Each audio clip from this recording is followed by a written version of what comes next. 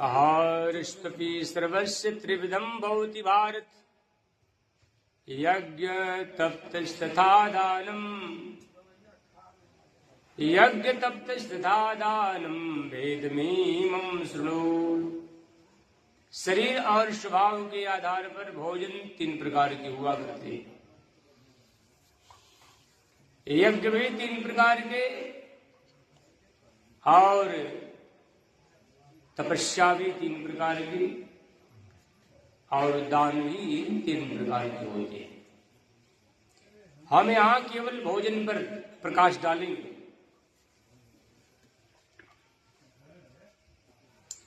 कल्याण चाहने वाले साधक का भोजन कैसा होना चाहिए? मोक्ष सदगति पाने वाले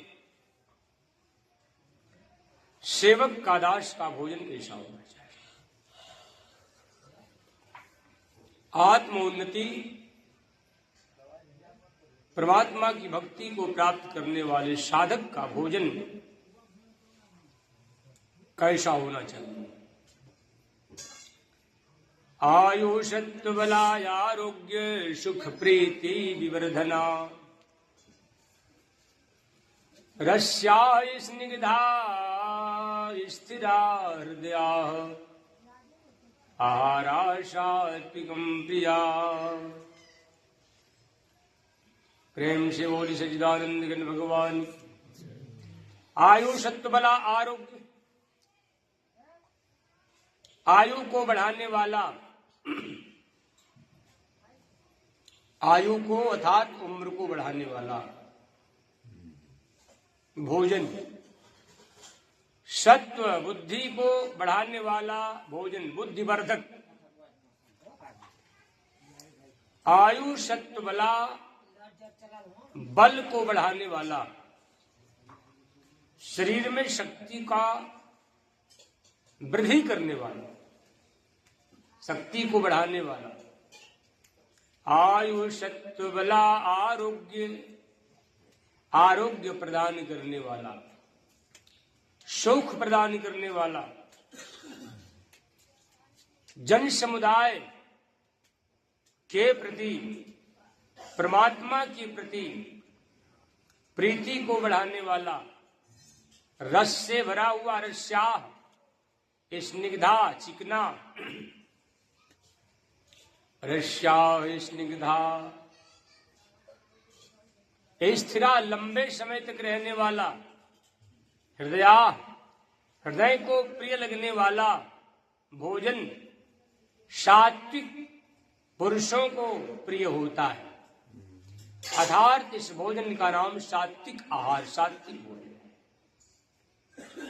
है। ये सात्विक पुरुषों को प्रिय होता है।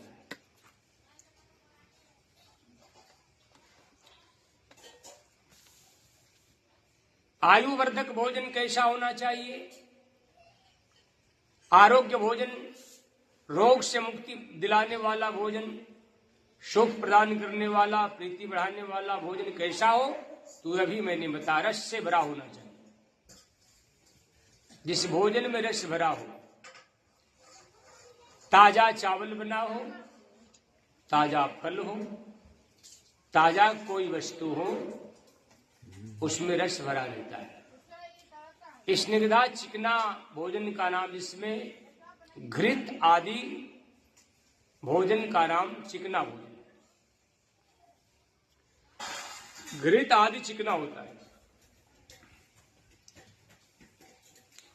हृदय को प्रिय लगने वाला, हृदय को प्रिय लगने वाला भोजन दूध है, रसाल है। रसाल का मतलब आम होता है।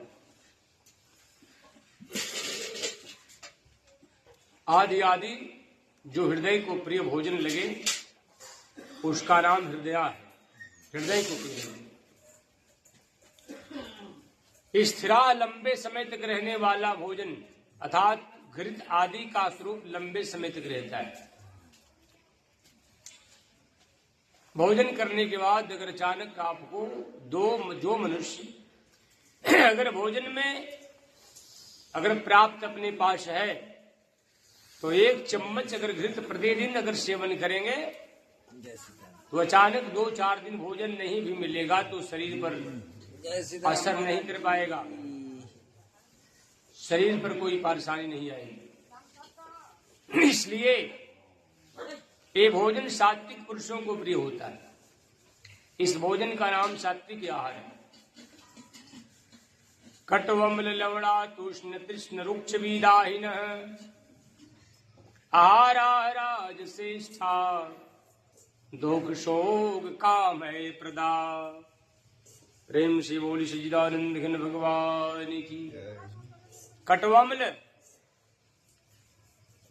कड़वा भोजन, अम्ल खट्टा भोजन। कटवम्ल लवणातु लवण युक्त अर्थात नमक, ज्यादा नमक युक्त भोजन।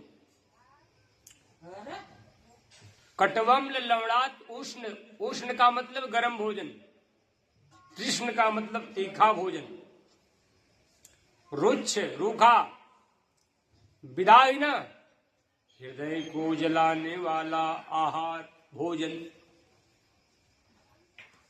आहारा राजश्रेष्ठा दुख शोक कामित, दुख और शोक को उत्पन्न करने वाला भोजन। आहार राजश्रेष्ठा, राजसी पुरुषों को प्रिय होता है। इस भोजन का नाम राजसी भोजन। कड़वा भोजन हो, ज्यादा नमक हो, रूखा हो, ज्यादा गर्म हो और हृदय में शोक और दुख को उत्पन्न करने वाला हो, इस भोजन का नाम राजसी भोजन, राजसी आहार है।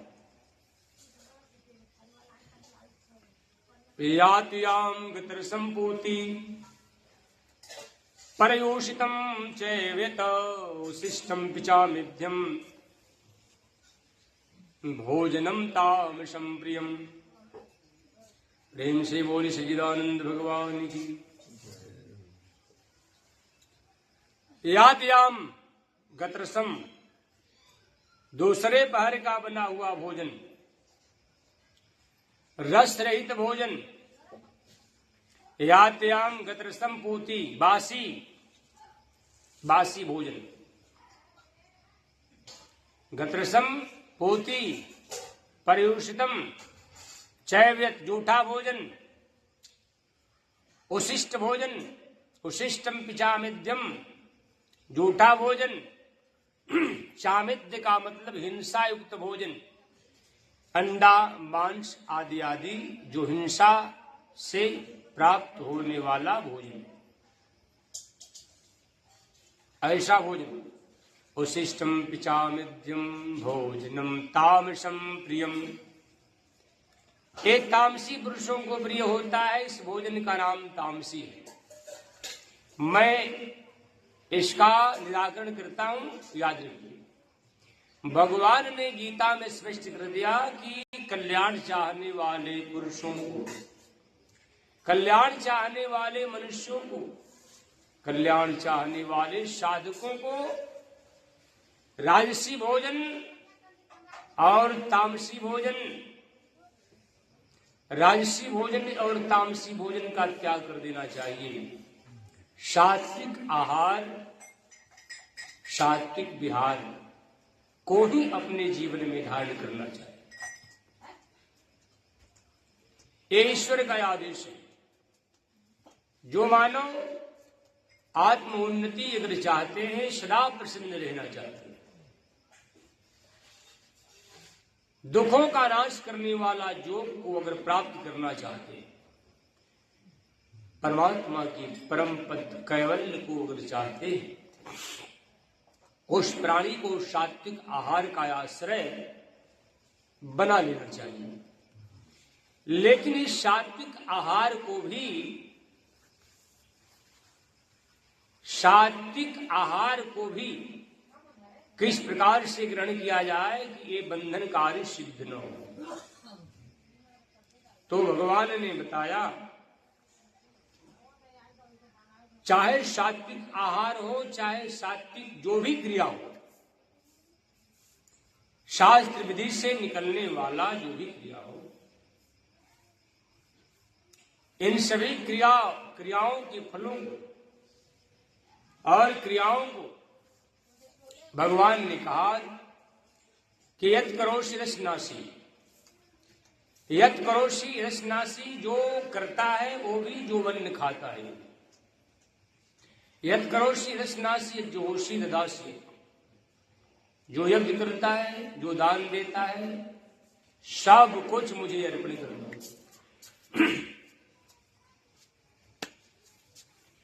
तो मैं निवेदित भोजन करही। वाल्मीकि जी भी भगवान राम से कहे, प्रभु हे श्री रामचंद्र जी, तुम्हें निवेदित भोजन करही। तुझको अगर भोजन जो समर्पण करके प्रसाद बनाकर अगर ग्रहण करते हैं, तुम्हें निवेदित भोजन करही प्रभु प्रसाद पट भूषण, तुमको भोजन समर्पित करके, पट का मतलब वस्त्र समर्पित करके, आभूषण गहना समर्पित करके अगर ग्रहण कर रहे हों, प्रसाद बना करके अगर उसको ग्रहण करते हैं राम, तो उस आत्मा के हृदय में अर्थात उस भक्त के हृदय में जाकर आप वास करो। इसलिए सात्विक क्रियाओं से निकलने वाला सात्विक भाव से युक्त भोजन को भी भगवान को समर्पित कर देना चाहिए।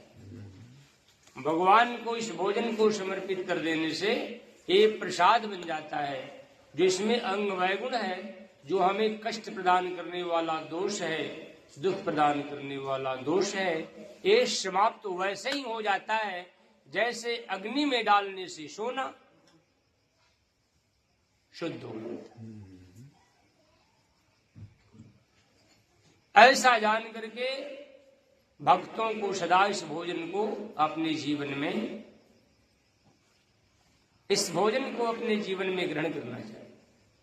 क्योंकि जैसे जल देखने में निर्मल है, स्वभाव से सुंदर है, परंतु कीचड़ के संबंध से वो मैला हो जाता है, या रंग के संबंध से उसका स्वरूप बदल जाता है, उसी प्रकार इस हृदय में वो परमात्मा सदा बसते हैं, परम पिता परमेश्वर सदा बसते हैं। लेकिन दूषित पदार्थ को हृदय में डाल देने से वो परमात्मा भी दूषित हो जाते हैं। ऐसा जान करके अपने शरीर रूपी घर में, शरीर रूपी पात्र में शुद्ध आहार और शुद्ध विहार ही डालना चाहिए, तब आपका उद्धार होगा।